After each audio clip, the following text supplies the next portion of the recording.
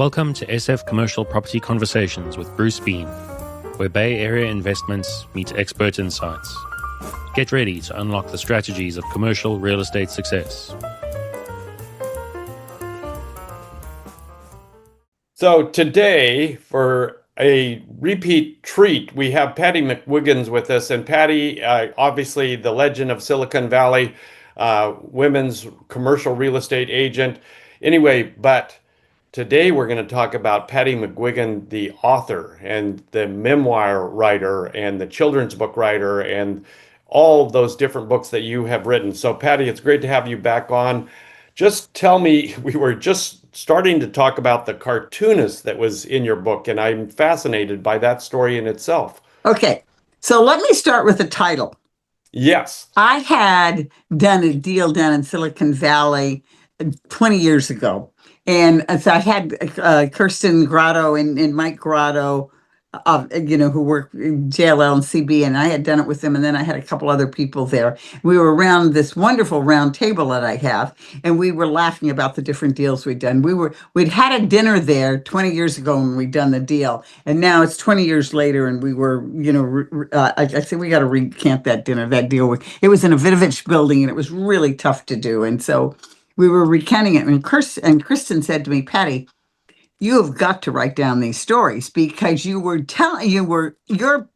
started right in the beginnings of when this digital revolution started, and and you were the first, you're one of the first women, and these stories are really funny. And I said to her, well, I really didn't know how you got paid. I had taught school, and I had sold office products, and I knew that commercial agents, if they could sell, they made more money than a teacher or and I had sold Cornish and Carey. So I started, but I had no idea how you got paid. I had no idea the structure of it, whatever. And so I just started.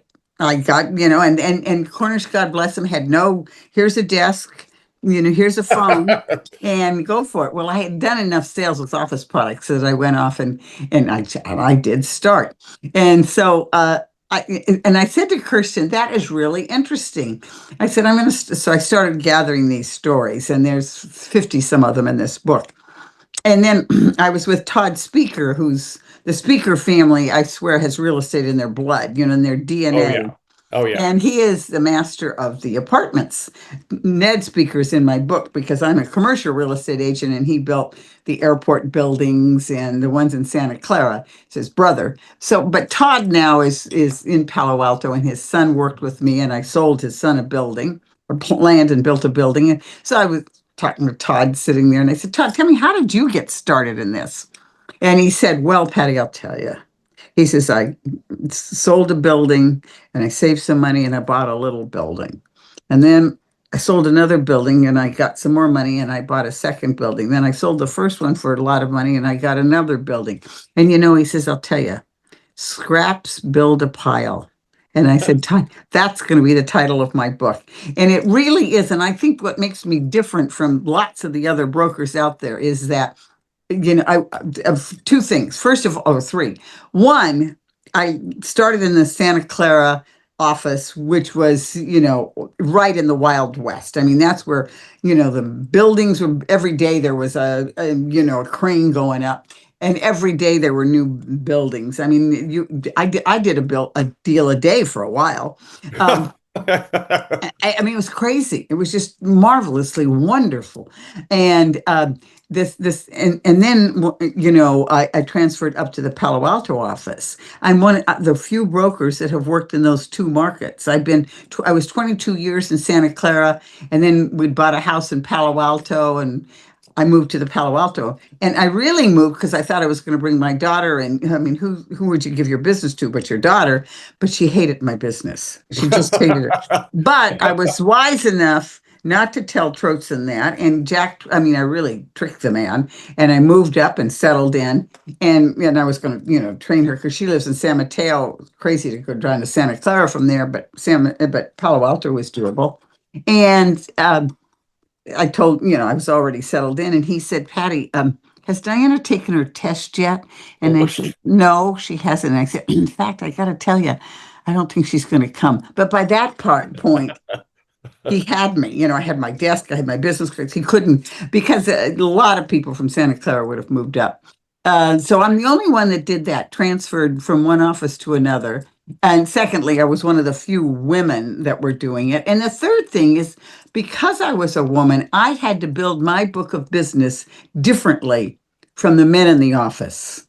I hadn't worked on a sports team. I hadn't played football. I hadn't, I couldn't go off. They used to go off for 4 or 5 days in scuba diving, which was just an excuse to, drink and fool around.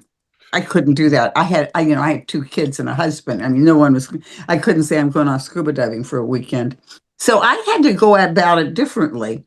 And I did. And so I literally said I worked on anything that moved. So first year I did office, warehouse, sold a building.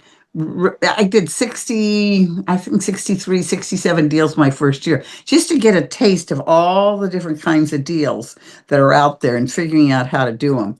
And that's, I decided that office R&D was where most of your money. Later I did land. I've done some land deals, and I've done a little bit of retail. I've never done anything residential, obviously.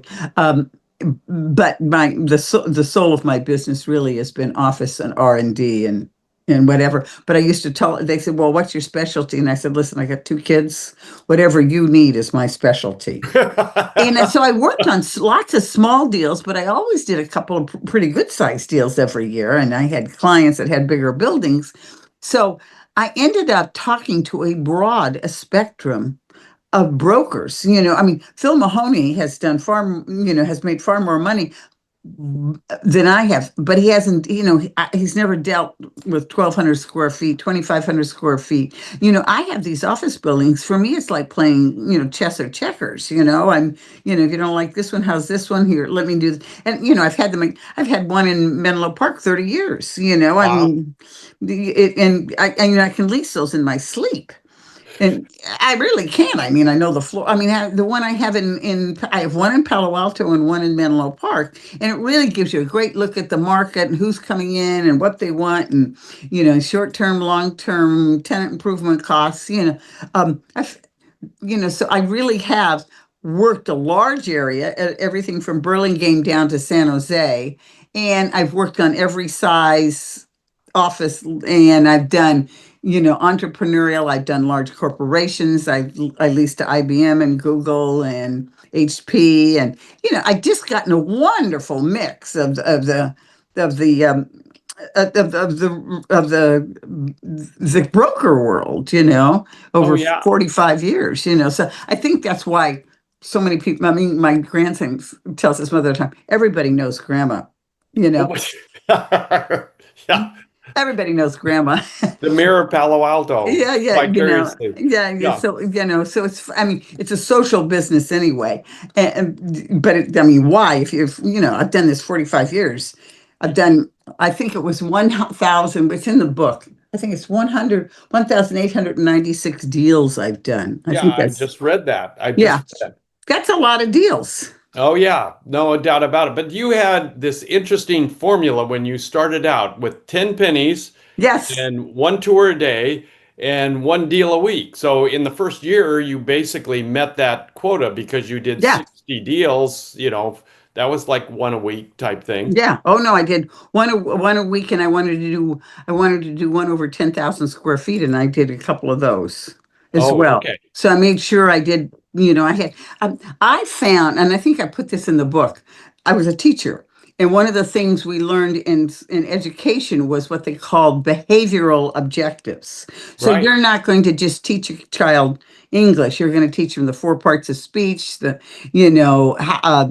components of a paragraph, how to put the connectors between one. You're going to do very specific things so this child learns English.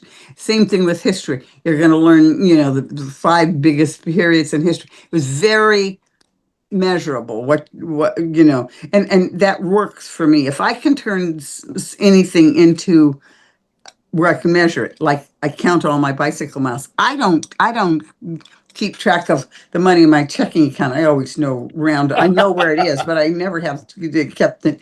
But I know how many miles I've biked every year since 1985. Well, it sounds like you have tracked all of your transactions also. Also, yeah, Yeah, yeah. yeah. So you know what it is. But the start of that Was fascinated this? me in that you would make, That's how I kept you track. had your 10 pennies over here, and until you made 10 contacts, And I explain could go that one. home.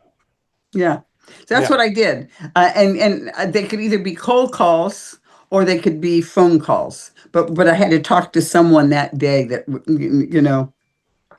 You made a contact with. yeah, that I made a contact with. That let me just turn this off. Uh, Ah, uh, the the yeah. phone's giddiness. No, All I'll call you later. right. So anyway, yeah. So and I found that was just a great way for me to keep track of, you know. And then that's what I had Steve Molds, and I created myself. I said, Steve, I'm going to do a deal a week. I want at least one over 10,000, and I want to earn $100,000 that first year. And And I did all of those. he probably rolled his eyes and said, "Yeah, sure, Patty. Okay, go for Oh, it." they didn't know. I mean, and Steve was wonderful because he had never managed anybody, and I was his first hire. And I said, Steve, not only am I going to be your first hire, I'm going to be your best hire. And Steve, he died. He died right after my husband did, about a year after my husband. Oh, And wow. every October 1st, I always reminded him. I said, Steve, I mean, because he was wonderful to me. First of all, he hired me. I had no real estate experience at all. I had sales experience, but I didn't have any real estate experience. I'm going to turn this thing totally off. Well, okay. While you're doing that, though, I have Yeah, a question. yeah, that's At, off. at when you were selling these fax machines, it sounds like they did give you some sales training. Oh, I worked for a division of Exxon called Quip. And they'd hired this fellow from IBM, who's a crackerjack salesman, marketing guy. We didn't have any engineers, so it didn't work very well. So, you know, and you had a quota, you had to sell 12 of those a month. Oh, wow. Oh, And that was the quota. that Okay. was a quota. See, so I started with a quota, and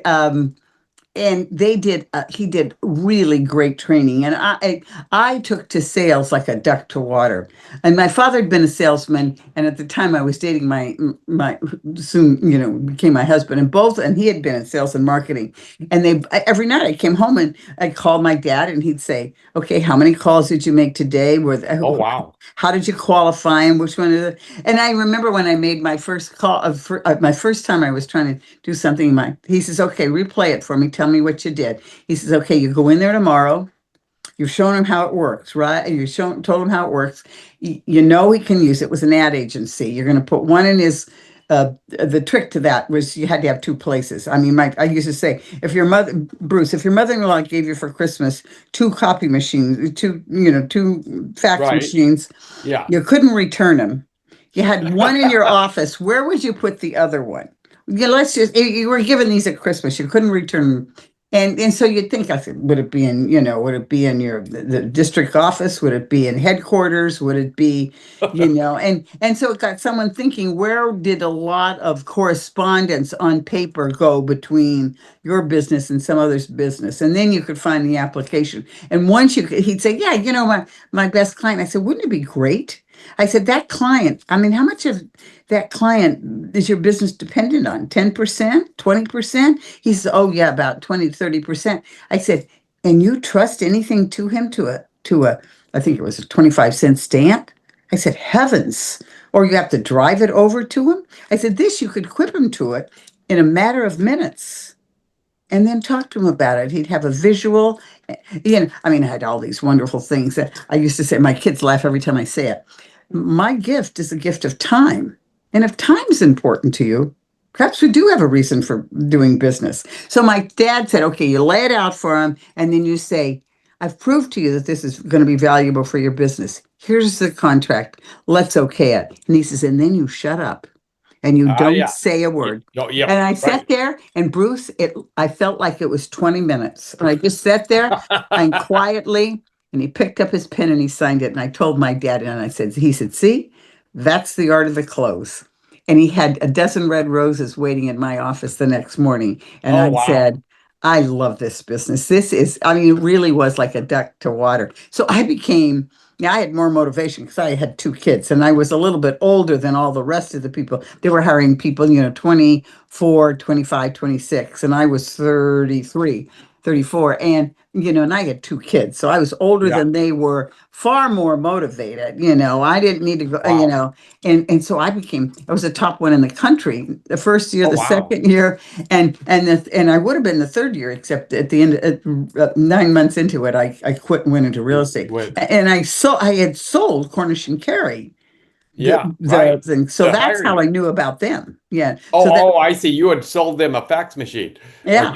two fax machines. Yeah. Well, actually, they had five offices. So I had Oh, sold five. They five. had, I sold the residential. But yeah, I mean, so I really learned a lot. If you have to sell 12 products, you really learn a lot of the art of sales. And no one does a cold call as good as I do. I mean, it would be nothing for me to do 25 to, they used to fly me around the country to do cold calls. I can get into anybody. It's harder now because, it's nobody's in the office and they don't have Yeah, right. receptionists anymore, but They don't answer. yeah, they don't answer. But I still think some, walking around and seeing the office. I remember in the one sales meeting we had, he says, when you're talking, you want to talk to the top person. You want to talk to the manager. He says, if they give you the HR person, you're nowhere. He said, Forget HR, it. he says, I remember this so well. This was 50 years ago. HR people wear plaid shirts and their desks face the wall. You don't want to talk to an HR person. Now, HR people Yes, have become face the much more wall. powerful, but wasn't that a great line? Oh my So, yeah, I mean, God. they really did. And when I left them, I said, you've given me all the tools to take this experience to another level. And I so appreciate it. And that was after 3 years. So I had a wonderful time and walking MBA in sales. So it was great. It was just So, great. just for those that are listening, can you give us any secret to cold calling or making that first impression or getting in that door? What's your kind of secret sauce for that? Okay. Number one, you smile. Ah, You go okay. in there and you smile. You're curious. Ah, Lovely office here. yeah. Have you been here a long time? Um, what do you do? I'm fascinated, whatever the name is, system solutions. What part of the business do you do? You get a little bit of that. And do your employ, do you have a lot of people here? Is this your only office? And then who would I talk to if I had a brilliant idea that I wanted to share with them? Who would I talk to? Or that was when I was selling quick, but when I was selling real estate, who do I talk to? Because you're just doing so well, you're going to need some larger space. Who do I talk to that manages that? After you've been very nice to the receptionist or whoever's in the front, and you've asked her simple questions like, how long have you been in the office, or how long have you been with the company, and how many people are here? You're like talking to, you're curious. You're curious. Who Well, would so I yeah, talk so to? it's And more there are about, always ask questions that cannot be answered with a yes or no. oh yeah, okay. Yeah, right, right. It's all about them, not about you. Yeah, Yeah, that's fantastic. And I think a lot of people don't understand that at all. And I think another thing that you went over quickly is that a lot of people, when they go for the ask, when they go for the close, as soon as they get the silence, they want to immediately jump in there and say something. you're right. It's hard not to, isn't it? Oh, yeah, very hard not to. But as they say in the business, he who speaks first loses. Yeah, right. As my dad would say, many a sale has been lost on the in the jaw of an ass. You just keep talking. My Well, that's dad was really true. fun.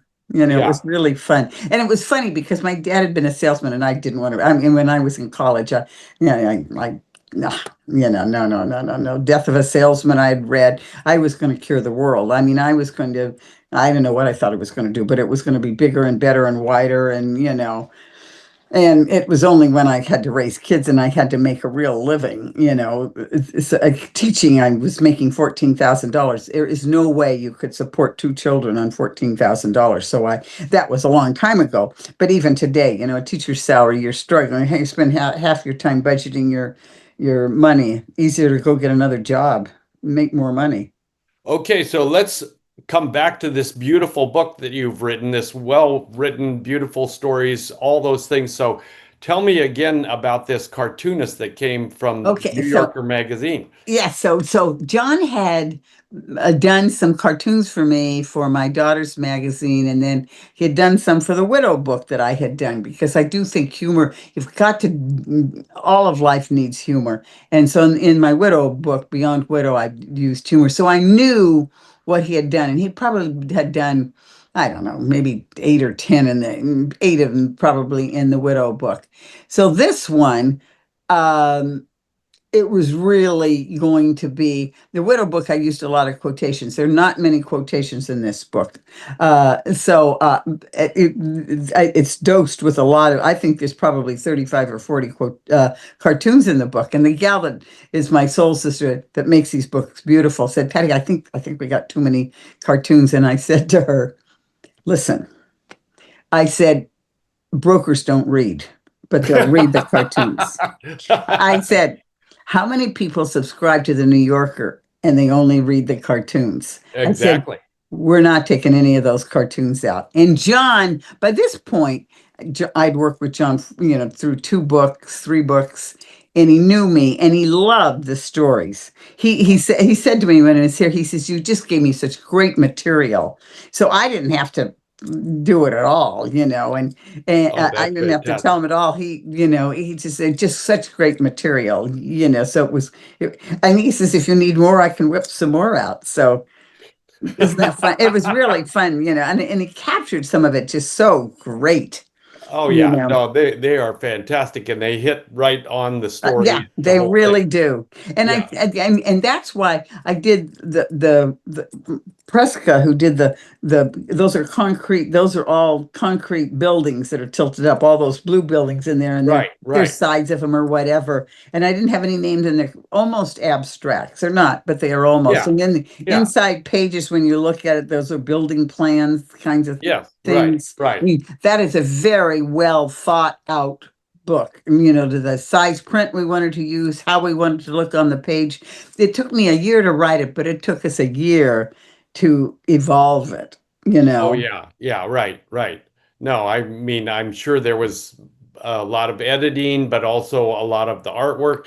This is not an inexpensive book to print. No, like, it's a heavy book, quite frankly. Yes.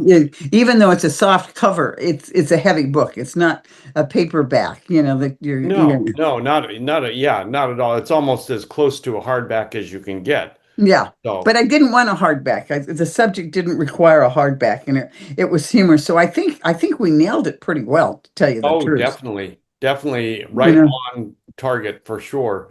And I love the print. I love all the combination of things.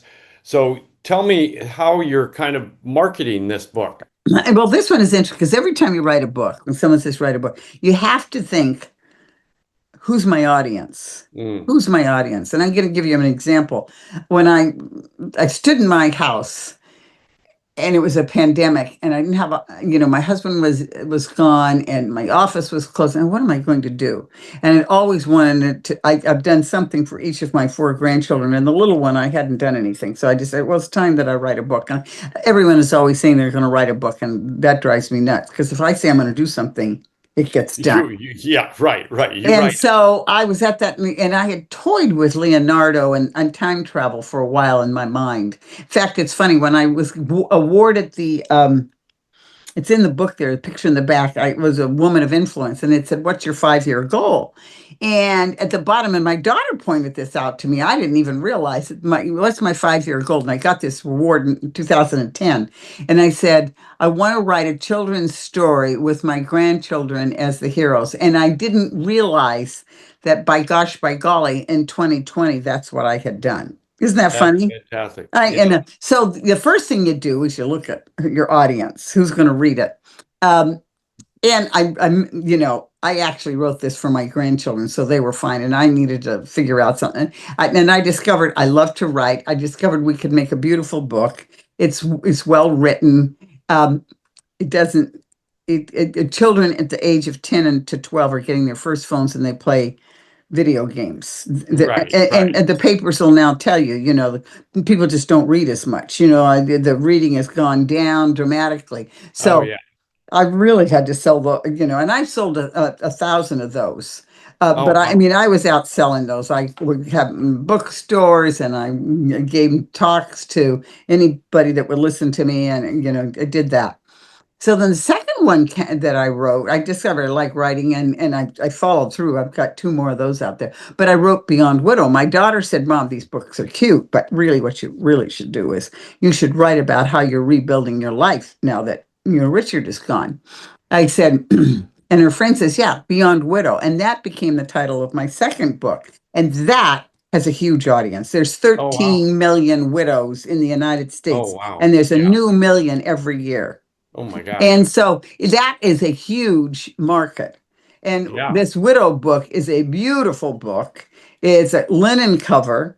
It's got a serious component to it, which is the Wonder Widows, like I've got. And I've got quotations in there, and that I've sold 4,000 to of. Oh wow. Oh wow. And so this one, so what's interesting about this one, and again, going back to my Quip days, how do I sell them? I mean, it's cute and it's fun and it's entertaining to go to these bookstores, but you're selling them one at a time. And these books are, $12 or Right. $25 or just, Right. you Yeah. got, I don't do any of this for money. Yeah. And so, so I sold the Widow book. I'm trying to crack that when I get this. I thought I was on it. I've got to go back to it. The Widow book, I sold 1,200 to a fellow that owns 2 cemeteries and 4 funeral Oh parlors. wow. Oh So I wow. thought I've hit my market here. So then I Yeah. went after a corporation called CS in Texas, which owns most of the funeral parlors in the United States. They own Neptune. And traditionally, it starts in a small town. They open up the funeral parlor. The kids run it the first year, maybe the second generation you get them, but eventually they want to sell them, and they sell them to CS, and they monetize these things. And they've got 600 offices in the United States, and they service, I think, 40, huge number.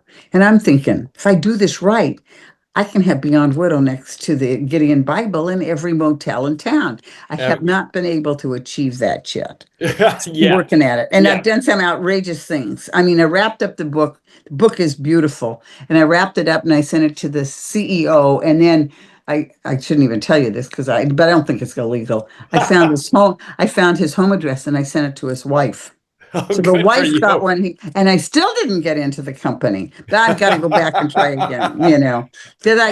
And and so now, what's interesting about this book, if you know me or you've heard of me, you'll be tempted to read it. There's always a curiosity about Silicon Valley. Oh yeah. Always is a curiosity about. There'll be some that'll buy it for that reason, and then it's easy to read. You pick it up, and the cartoons and everything catch your interest. I don't know if that's enough to really make any volume in it or not. I printed a Uh, thousand. well, it's going to be interesting. I mean, I must admit, if you read one story in your book, you're kind of hooked. You're like, oh, Yeah. yeah, like, oh, okay, these stories are pretty short and they're very interesting. They're very funny. They've got a kind of moral to the story, a denouement, if you will. And it's kind of like, oh, hey, I want to read the next story. So it's funny. Wednesday night at 8:45 at night, Yeah. Dick Perry calls me. Now, I know Dick Perry because his right-hand man was Jeanette Schertzinger, and I'd done a dozen deals with Dick and John over the years, and their office wasn't far from my house, and it's not far from one of these office projects that I've got. So I would stop and see Jeanette a lot, and she loved those Colette pastries. I'd bring her Colette Oh, pastry, and nice. Yeah. so I mean, and sometimes Dick was in there, sometimes he wasn't, but I mean, I casually talked to him, but that was more, I mean, I certainly wasn't inviting him to Thanksgiving dinner, that kind of thing. I mean, so I was quite surprised that he called me at home at 7:30, quarter to 8 at night. And I had run this ad in the Daily Post, and it ran for a week. and because they made a mistake, they did one big full page ad of this. Oh, So wow. Yeah. I said, Dick, I got to ask you. I said, how did you hear about this?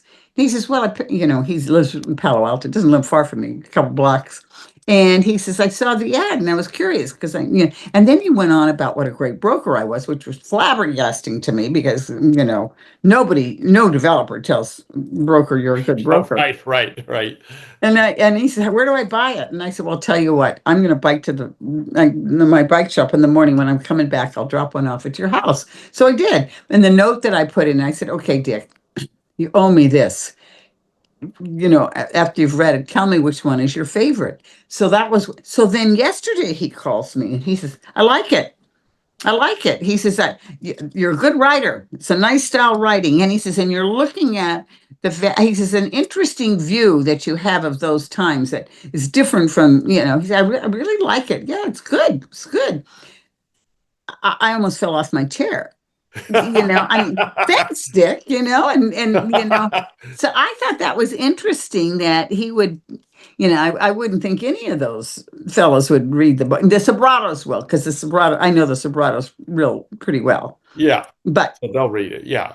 they'll read it. But And again, any broker or any developer, they're not really what you would normally classify as big readers. right, Yeah. right, Yeah. They're right. out doing stuff. Yeah, they're, the broker, the real estate, they're just not, this isn't, so it'll be interesting to see if this takes off or not. I don't know. We'll see. We'll see. Well, I think you've got a market, you've got the stories, you've got it all coming together. I highly recommend to any of the folks listening that you go get this book. And didn't you tell me the audio version's coming out sometime? I've got to figure out how to do it. It's the problem with an audio version of this is that, yeah, you can listen to it, but then you miss all the cartoons and That's true.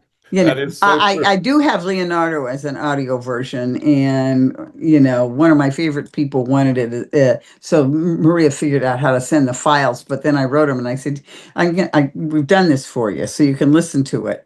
I said, "But you're going to miss all the cartoons and things." He says, "You're right. Send me a copy as well." So I did. But so it's interesting. It's just I'm interested. And what else is interesting? Because I've just had an amazing day in the last couple of days. I've done enough of these books now, and I've been around. The librarian called me and she said, Patty, you're the first on my list.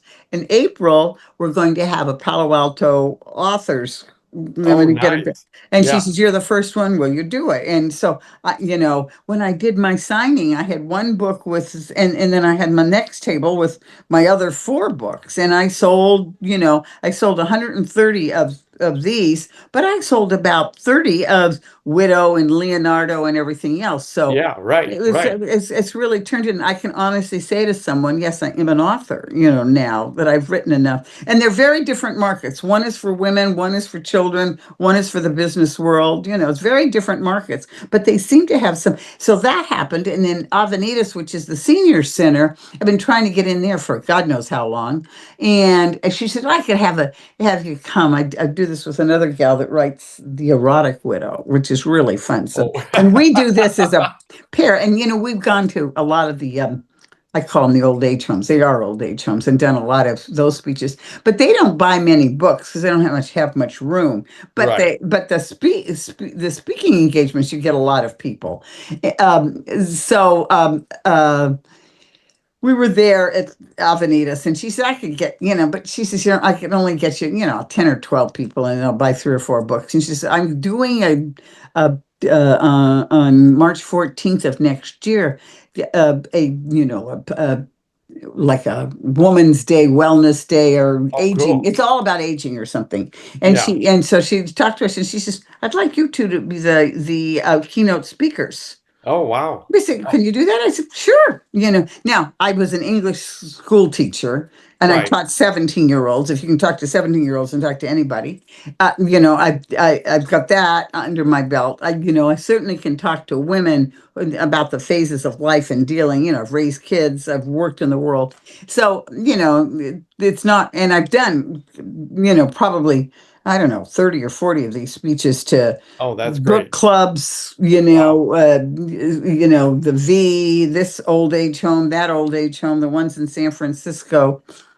So, I feel like, so that happened. And then someone called me, a publisher wants to meet with me because he loves well illustrated books and see my Oh, books are, and I don't know if it'll lead anywhere, but he says, I'd also like you to think about doing a couple more beyond baby, beyond divorce. In other oh, words, the phases of women's lives where oh, that's cool. I hadn't thought about that. Isn't that interesting?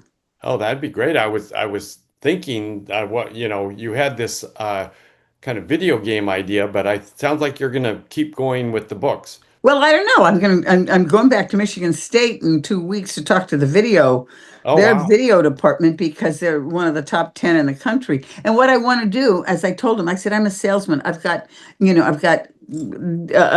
alligator skin. You don't hurt my feelings. I just want to know, is there legs to this? And how do Yeah. I get into the business? Which will be interesting because they know what they're doing with these video games and they want video games that do good for the world. They don't Oh, want that's nice. warrior games. Well, see, Yeah. that's what Leonardo does. I mean, we corrected Google's traffic. These are all really good, positive things. I'm working on my pitch for them, but that'll be interesting. And then I've got a friend of mine that worked at EA, and she left and she started this startup with another gal, and they just sold it to Sony. And she says Sony is crying for material for stories. I said, look no further.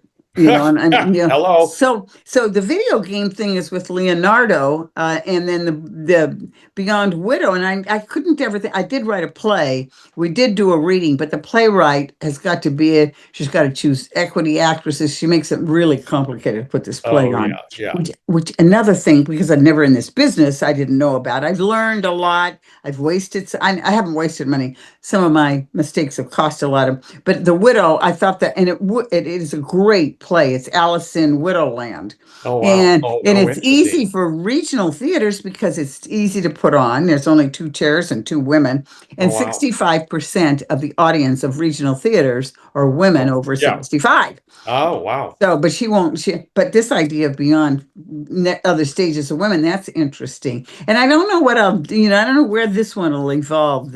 What I'm trying to do with this one, there's a gal at Michigan State that does this class called Sales Leadership. And Oh, it's a minor in the communications department. And her oh, claim to fame is in the 15 years she's developed this minor, yeah. every single student has walked into a job when they graduated. 100%. Oh, wow. So Oh, my husband went to Michigan State and my grandson is a freshman there. So I'm going to go and see her. And she said, do you want to, she said, I'd love if you were a guest lecturer. I said, I taught speech. I know how to present. I said, we can do, I can do demonstrations of cold calls. I can show them different ways to follow up and track their business. We can do it in groups. I can do whatever you want. I can do. So I'm going back there March 6th, a Sunday. I'm going flying in Sunday, dinner with my grandson, and then I'm sitting in her class, and then I'm going to meet the video people. So oh, I'm busy. fantastic. And all of this happened Thursday and Friday this Oh, week. my gosh. I mean, Wow. yesterday and Wednesday. Amazing. Yeah, that's fantastic. Things Isn't it? are cooking. Things are cooking. Yeah. Things are cooking at Patty's house. Yeah. Well, Right. I think we have to. This is a extended conversation that well, I guess it's got to end sometime, but for now, it can keep going forever, as far as I'm concerned. So we'll reconvene again. I want to, I want to talk to you after you go to Michigan and see what Yeah. happens. It'll be interesting to see. I mean, Yeah. some of these will fall apart, Yeah. but every sale, every, Well, I mean, you're used to this. This is some deals fall apart. Some people you just got to keep exactly. chipping away. Yeah. You put another scrap on the pile. Yeah. Yeah. So Yeah. off you go. Yeah. It's the same thing. Well, this has been incredibly fun again, and I look forward to doing it again in the future. Um, Okay. Pause for now, and we'll go from there. But where can people find you if they, Okay. My website is pattymcguigan.com, all small, and that'll tell you all of the books and Scraps has its own scrapsbuildapile.com, and you find out oh all wow, about that. I am on Amazon, but it won't be available for 6 weeks at Amazon. There's a process to get through Amazon. oh yeah, yeah, And right. so I'm in the process, but because we switched publishers, we call ourselves Whirlwind Press because we do all of this ourselves. Oh, I wondered who that was. Yeah, Yeah, that's okay. us. Oh, all right. There's 15 on my team. Wow. I mean, I looked at the logo and I'm going, that must be some gigantic big group. Right here. It came out. I said, no, I don't want McDora Bush and Sons. I don't want Patty McGuigan. She says, well, Patty, you're such a world. We'd won an award at the Portland Book Fair, and we couldn't just use our name. They wanted, what's the name of your publisher? So we invented it. And we do. We offer we're nonprofit, and we just offer you the skills. I've got ghostwriters, editors, illustrators, people who'll do the cover, printers. I got it all. If you want to write a Wow. book, I can help you write it. Wow. And so it's on Amazon, and it's in some of the local bookstores. Okay, I'm coming to you for my next book that I'm going to publish. Right. Thank you so much for coming back and including me. Happy reading. And Oh, just thank mark up you. the pages where you got questions. Call me and we'll laugh and I'll Okay, tell you the well, story. let's hit the button and pause for a minute, but hold on and we'll talk a little more after. Okay. That's a wrap on today's journey through the SF commercial real estate scene. Ready to share your story? Visit sfcommercialconversations.com/guest. Your insights could lead the next conversation.